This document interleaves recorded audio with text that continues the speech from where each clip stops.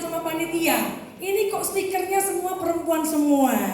Nah, saya minta teman-teman ibu-ibu semua kasih aplaus buat bapak-bapak yang hari ini hadir di tempat ini. Ya, saya kasih tahu Pak, konon katanya kalau salon yang berhubungan dengan kecantikan itu keahlian perempuan. Tapi coba lihat, yang paling top siapa? Lah ya, Joni Andrean, Rudi Hadi Suwarno, make up artis yang top-top itu yang cowok. Jadi jangan kecil hati Pak, kalau hari ini stikernya perempuan semua, tapi cowok-cowok juga is the best. Ya. Nah, ada satu lagi. Nanti jadi orang ngomong jadi batu sandungan, kenapa? Kok yang bicara sudah berumur semua? Saya sudah oma-oma, cucu saya udah 2. Nah, berarti nanti yang muda-muda yang umurnya 25 ke bawah akan bilang gini, nah emang bisnis ini cocoknya buat ibu-ibu. Enggak loh teman-teman. Enggak seperti itu. Bisnis ini saya katakan berlaku buat siapa saja, baik milenial maupun kolonial yang punya semangat milenial. Saya termasuk golongan kolonial, tapi semangat saya milenial. Ya, Pak bisa dimatikan yang ini aja. Ya. Jadi teman-teman, tadi luar biasa sekali ya.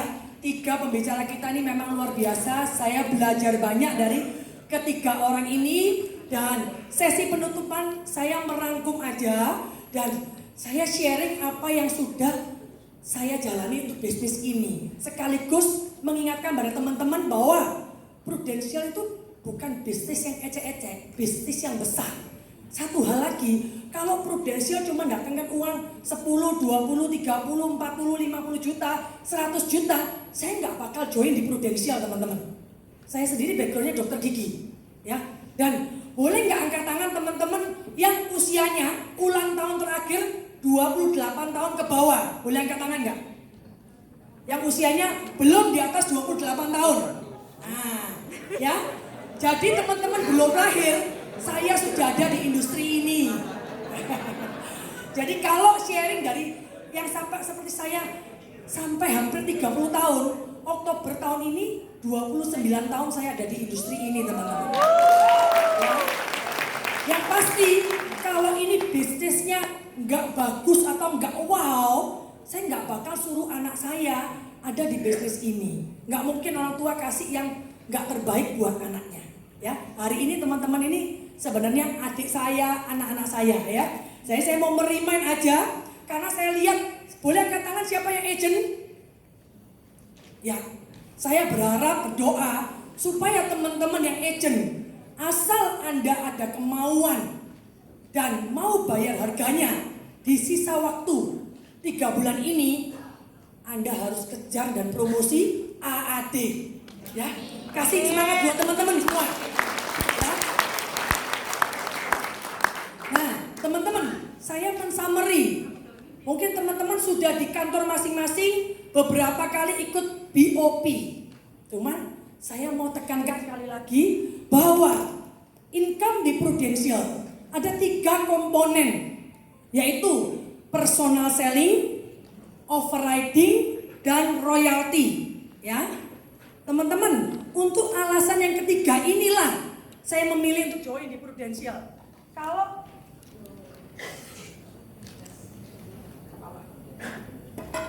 Kalau hanya alasan 1-2, saya nggak join di Prudential. Kenapa? Di semua perusahaan asuransi itu ada.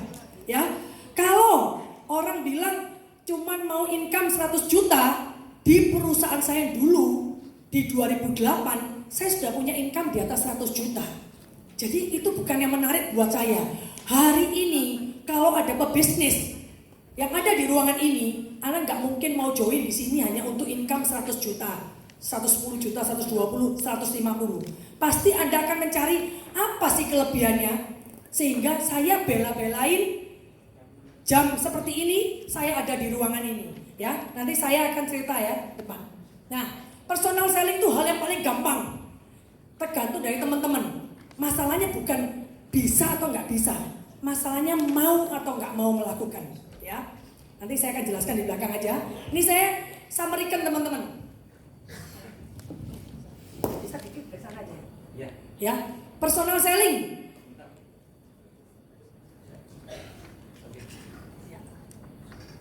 Macet ya. Kasih tepuk tangan buat bapak-bapak AGS kita ya. Nah, ini saya ingatkan ya teman-teman ya. Kalau teman-teman hari ini yang sudah AAD pun, kalau teman-teman melakukan personal selling, tahu ya, komisi kalau agent 105%. Ya, kalau Anda sebagai AAD, Anda ditambahin 22,5%. Untuk itulah kenapa kok kita harus di sisa waktu 3 bulan ini kita harus kejar promosi AAD. Kenapa? Kalau Anda tidak promosi, berarti Anda kasih kesempatan untuk 12 bulan ke depan, Januari sampai Desember 2020, hak Anda yang harusnya Anda terima 22,5%, Anda ikhlaskan untuk diterima oleh leader Anda. Ya, dan tidak boleh menggerutu karena memang Anda belum mampu untuk promosi. Maka belum terlambat. Hari ini saya kasih tahu, enak banget 22,5%. 22,5% itu sama dengan 75% dari komisinya agent. Komisi agent 30%. Loh, tapi kan agent dapat bonus. Kan enggak semua. Bonus itu hanya untuk orang yang mencapai. Nah, tapi kalau komisi itu merupakan hak kita. Berapapun yang kita jual, kita dapat komisi 30%. Ya. Kalau Anda seorang AAD, tapi Anda tetap mentradisikan setiap tahun untuk Star Club. Contoh, saya ambil contoh average API 500 juta. Karena Star Club 588, tetapi biasa di awal-awal ada bonasa dan tambahan-tambahan yang lain ya. Nah, sehingga kalau seorang AAD dia masih jualan personal selling, dia dapat income 50 juta per bulan. Kalau dia stabil Star Club, ya. Seorang AD, nah ini, kalau Anda nggak tahun depan tidak promosi menjadi AAD dulu, berarti kan Anda tidak mungkin jadi AD di tahun 2021. Nah, berarti Anda kembali lagi secara ikhlas memberikan hak kepada leader Anda untuk mendapatkan yang 33,5%. Ya, nggak boleh, ini harus ikhlas ya.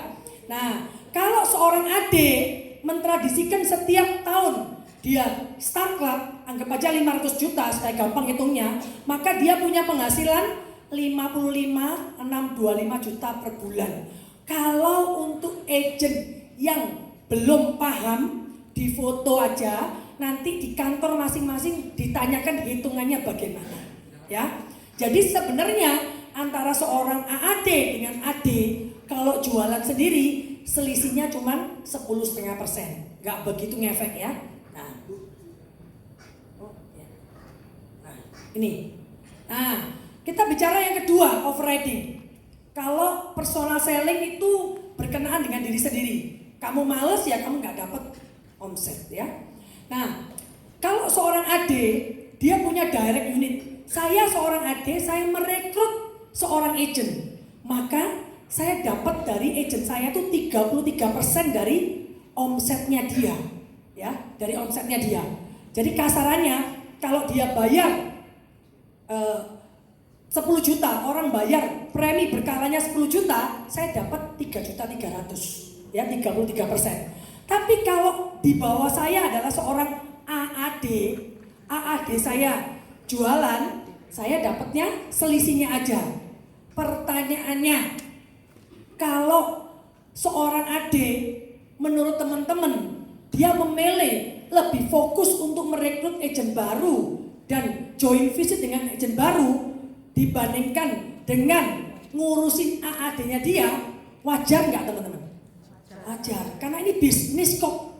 Kenapa? Karena kamu saya promosikan menjadi seorang AAD dengan harapan kamu mulai secara mandiri membimbing timmu sendiri. Oleh karena itu saya beri bagian terbesar dari saya kepada kamu, 22,5-nya, ya. Sehingga bagian saya lebih kecil. Nah, ini wajar. Jadi buat para AAD yang promosi kemarin Januari 2019 terus merasa kok sekarang aku punya leader lebih fokus kepada agent-agent baru, terus Anda baper, males kalau gini, males jualan. Ya jelas dong, ya, karena direct itu lebih banyak memberi. Ini bukan panti sosial, ya, ini benar-benar bisnis. Bisnis itu taruh kata, ya, Anda punya beberapa cabang.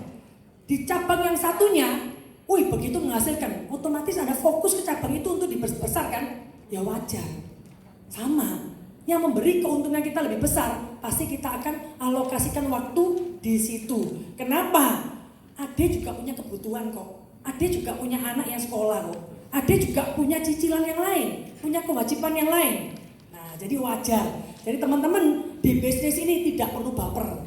Ya, kalau iri sama adenya, jadilah ade tahun depan. Ya udah beres, ya. Nah, itu ya. Nah, jadi kalau standar setiap tahun Anda mempromosikan, ini Bu Susanti luar biasa, 1 tahun mempromosikan 6. Teman-teman, saya katakan, saya nggak minta teman-teman untuk melakukan seperti Bu Susanti yang resultnya luar biasa. Kalau bisa luar biasa, tetapi standar mempromosikan 2 AAD itu yang harusnya teman-teman bisa lakukan. Kalau itu terjadi, teman-teman promosikan 2 AAD, masing-masing 400, 800, teman-teman memaintain direct unit 400, jadilah 1,2 M. Ya. Kalau teman-teman punya 2 AAD yang akan promosi AD, teman-teman ketambahan 2,4, jadi total 3,6. Coba kita lihat, ya, overriding AD terhadap direct yang contoh, direct unitnya berapa? 1,2 miliar. Anda dapat 33 juta per bulan. Kembali lagi, di foto dulu, nanti tanyakan kepada leadernya di kantor kalau masih bingung hitungannya. Sedangkan kalau Anda omset 1,2 M itu dihasilkan oleh AAD Anda, maka Anda akan terimanya 10,5. Nah ini loh perbandingannya, sepertiganya. Jadi kembali lagi wajar. Nah kita bicara mengenai royalti. Kenapa kok saya kliknya bukan dari royalti dulu? Royalti terbentuk kalau Anda tahun ini tidak bisa AAD, Anda nggak akan merasakan yang namanya royalti. Ya, Anda merasakannya jauh lebih. Tapi kalau tahun ini Anda nggak bisa AAD, aku jadi agent aja. Tahun depan Anda bilang, aduh males building tim, males rekrut itu susah dan sebagainya. Nanti kita akan bicara mengenai rekrut juga ya. Anda mundur lagi, Anda nggak akan menikmati yang namanya royalti. Dan teman-teman, let you know, kalau Anda tadi kan Bu Susanti bilang bisnis ini bisa diwariskan dan sebagainya, legacy. Ya, memang yang diwariskan adalah yang namanya royalti. Kenapa? Karena royalti itu kalau saya ibaratkan itu kayak fixed income atau cash fund. Jadi lebih stable. Karena nanti kita akan lihat karena dari kerajaan bisnis yang besar. OR bisa nggak diwariskan? OR tuh kayak managed fund. Kadang naik, kadang turun. Tapi masih oke, ya. Tapi kalau Anda selling tidak bisa, karena kalau Anda nggak jualan, bulan depannya juga Anda nggak dapat komisi. Itu kayak benar-benar equity naik turun, ya. Nggak mungkin itu akan diwariskan kepada anak kita, ya. Royalti tahun pertama sekian. Buat teman-teman yang stay di Prudential dan meyakini bahwa Prudential itu adalah the best business, ya. Dan teman-teman punya keyakinan tidak goyang. Even orang lain sudah melakukan ngelirik bisnis lain. Even orang lain sudah ditawari asuransi lain. Percaya teman-teman, Prudential itu perusahaan asuransi dengan aset terbesar. Jadi, boleh tepuk tangan teman-teman ya. Saya kasih clue, ya. Saya kasih clue teman-teman ya. Kalau apa yang asuransi lain bisa lakukan, bisa berikan, percayalah, hanya masalah waktu Prudential bisa kasih lebih baik. Ya. Tagline-nya Prudential pasti dikasih lebih. Kalau dalam hal, kalau teman-teman diajak join di asuransi lain, sebagai apa? Tetap jualan. Tak kasih tahu teman-teman. Saat ini komisi agent Prudential itu masih yang terbesar, 100,5%. Tidak ada yang lebih besar. Ya, Direct unit 33% itu adalah terbesar di industri asuransi di Indonesia. Jadi jangan khawatir, jangan goyah iman, nanti yang sudah goyah Januari dia akan gigit jari, ya. Ini ya, clue-nya ini ya. Nah, royalti teman-teman. Kalau rata-rata yang di ruangan ini mungkin punya punya AD direct. Rata-rata cuma 1-2 generasi lah ya. Jadi average-nya adalah 5% saya hitungkan. Nah, ini ya. Kalau omset di dalam tim Anda royalti loh ya, AD on AD-nya 30 miliar, Anda dapatnya 125 juta per bulan. 30 miliar, jumlah yang nggak pernah saya bayangkan Bu Irin. Nanti saya akan breakdown detail demi detailnya. Angka ini angka yang masuk akal, ya, yang tidak susah. Nah ini. Nah, pertanyaannya teman-teman, hari ini pernahkah teman-teman memikirkan dari kuadran mana penghasilan teman-teman? Nah, saya boleh gambarkan seperti ini. Teman-teman yang direkrut di Prudential pasti tidak asing dengan yang namanya kuadrannya Robert T. Kiyosaki ya. Nah, ini apa namanya? Ini business owner, ini investor. Nah, seringkali kalau kita merekrut agent, kita selalu katakan bahwa kamu kan karyawan, kamu tuh employee, atau kamu bisnis kecil-kecilan. Coba saya tanya, kamu punya salon di mana kamu juga sebagai yang potong rambut, yang make up, tapi ada pegawai yang lain. Nah, pertanyaannya, kalau sekarang kamu mau liburan 2 bulan ke luar negeri, gimana salonmu? Bisa nggak tanpa kamu berjalan 2 bulan? Nah, dan sebagainya, dan sebagainya. Kita selalu ngomong, kalau Prudential, nih, kita mau ajarin teman-teman ini loh, sebagai business owner. Tapi saya kasih tahu teman-teman, kalau teman-teman, income teman-teman baru dari personal selling aja, dan ini wajar untuk agent baru, untuk agent wajar ya, kalau belum leader, maka sebenarnya teman-teman masih di kuadran ini. Kenapa? Contoh, teman-teman sakit parah, 3 bulan teman-teman terbaring di rumah sakit, teman-teman nggak prospek, nggak punya income, sama seperti karyawan. Cuman bedanya, kalau karyawan langsung dipecat, kalau Prudential masih baik hati, nggak closing 5 bulan, teman-teman masih aktif keagenannya. Nah itu sebenarnya di sini. Wah, tapi kan saya sudah AAD Bu Irin. Pertanyaannya, kalau tim Anda belum besar, apalagi kalau omset dari unit Anda 90%-nya jualannya Anda atau 80% sama kok. Anda ya antara pertengahan inilah atau ini. Contohnya apa? Tim Anda belum besar, saya punya agent berlian. Tadi katanya Bu Susanti, star agent. Tiba-tiba agent ini tergoda sama asuransi lain, sama bisnis lain. Kemudian dia minta resign. Sumber penghasilan Anda hilang. Itu sama seperti Anda lagi liburan ke luar negeri beberapa bulan. Sama. Nah, tapi Anda baru dikatakan seorang business owner kalau Anda sudah menikmati yang namanya royalti. Ada nggak ada? Seorang AD itu sudah mandiri, membangun timnya sendiri. Jadi kehadiran Anda tidak begitu berpengaruh terhadap bisnisnya dia. Ini AD yang benar loh ya. Kalau AD lewat step yang benar, training yang benar, ya, pengetahuan yang benar, itu yang terjadi. Ya, nih.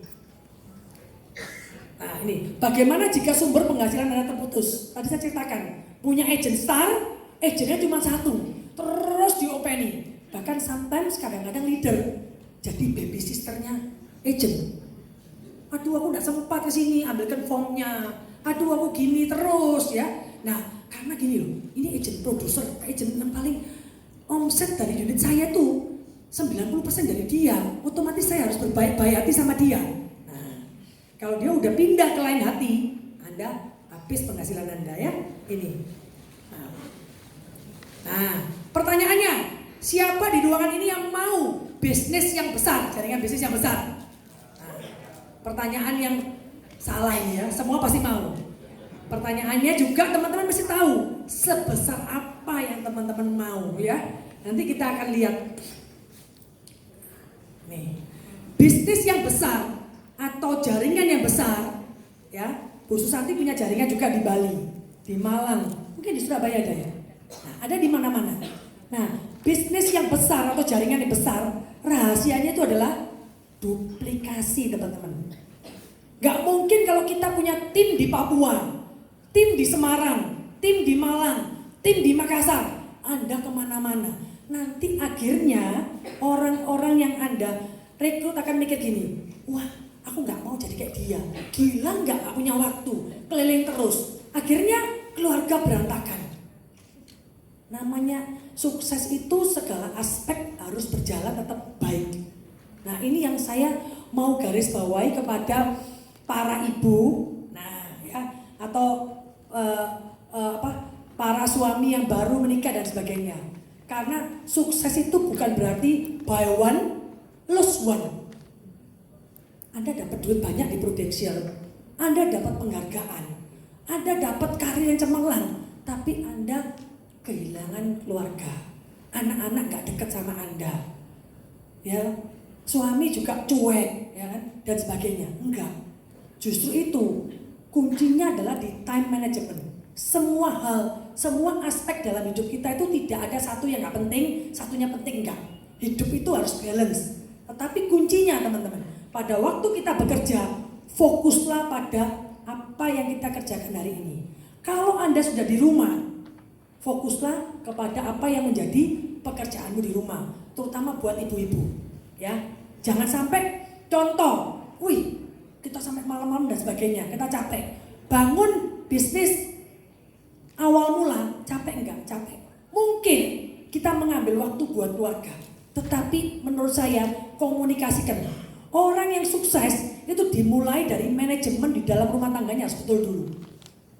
Misalnya saya mau ngejar sesuatu misalnya, saya bicarakan dengan pasangan saya, Pak, kasih saya waktu, ini final stage, kasih saya waktu 3 bulan untuk pulang kira-kira jam 8 malam tiap hari. Gantian, Papa bantu, ya, pastikan semua orang yang ada di rumah itu ikut berperan di dalam kesuksesan kita. Even itu pembantu, Anda bayangin, final sprint, pembantu minta pulang, umat pasti pusing, ya. Final sprint, tiba-tiba suster, anak masih kecil, umur 2 tahun, suster pulang, Anda dihadapkan pada pilihan. Nah ini ya, bahkan that's why di final sprint seperti ini, Anda juga harus berdoa untuk orang-orang yang mungkin Anda nggak berpikir bahwa dia berkontribusi terhadap kesuksesan Anda, tetapi yes, berkontribusi. Staf di kantor, PA, dan semua orang yang ada di sekitar kita itu membantu kita mencapai sesuatu. Ya, duplikasi. Ini. Nah, teman-teman, kalau teman-teman bisa melakukan duplikasi dengan baik, itu sebenarnya teman-teman sedang menuju ke arah financial freedom, time freedom. Bayangin kalau semua beban di kita yang training, kita yang gini terus, agent gini, gak apa-apa, nanti aku yang kerjain. Gak apa-apa, nanti saya yang beresin. Terus Anda seperti ini. Ya, kalau Anda tidak menggunakan sistem, Anda jadi sistemnya. Ya, maka terus terang, kalau Anda daripada Anda buang waktu, Anda punya agent baru atau calon AAD 3 orang, Anda nggak masukkan di kelas ini, Anda ngajari dia cara merekrut, ya, terus Anda kan nggak bisa. Bayangin 1 orang, Anda training sendiri pribadi, Anda menghabiskan waktu kurang lebih misalnya 2 jam, 1-2 jam, Anda punya agent 10, Anda capek banget, dan akhirnya itu yang membuat Anda akhirnya down. Kenapa? Nanti saya katakan. Karena merekrut Anda nggak bisa lihat uangnya langsung. Ya, nanti di belakang kita akan diskusi masalah itu. Nah, jadi Anda mesti menggunakan sistem yang di kantor. Kalau kantornya sudah ada pelatihan, masukkan itu aja. Ya. Jadi kalau Anda bisa menduplikasi, duplikasi apa? Nanti kita lihat. Nah, hal-hal apa yang bisa diduplikasikan? Yaitu adalah hal-hal yang sederhana. Itu yang bisa Anda duplikasikan. Jadi nggak perlu Anda sendiri lakukan. Ya, ajarin, nanti mereka bisa ngajarin timnya. Bayangin kalau Anda punya tim yang begitu besar. Susah. Nah, hal-hal sederhana itu apa sih? Adalah hal-hal yang menurut Anda bisa Anda lakukan dan menurut orang lain juga biasa. Anda biasa melakukan, orang lain itu juga biasa, tidak susah. Ya, saya kalau mau merekrut, standar saya adalah bercerita mengenai rekening smart saving. Kalau zaman dulu rekening Pak Ali. Even sekarang sudah banyak konsep yang lain, tetapi menurut saya itu tetap powerful. Saya memperlihatkan kepada dia dengan cerita seperti ini. Menurut kamu ini hal yang susah atau biasa? Biasa. Saya bisa lakukan, kamu bisa lakukan. Kalau kita cerita mengenai, saya kan udah training RFP, saya ceritanya sampai detail, itu susah untuk diduplikasi. Gak semua tim Anda lulusan S1 teman-teman. Terkadang cuma SMA, SMK. Apakah mereka gak berhak sukses? Berhak. Terkadang, tadi Bu Susanti sudah cerita, dari orang yang biasa-biasa penjual es. Bayangin, penjual es Anda ajarin pakai kalkulator financial. Gak bisa itu diduplikasikan teman-teman. Yang simple-simple aja. Pokoknya kamu ketemu setiap hari 3 orang. Apa isinya?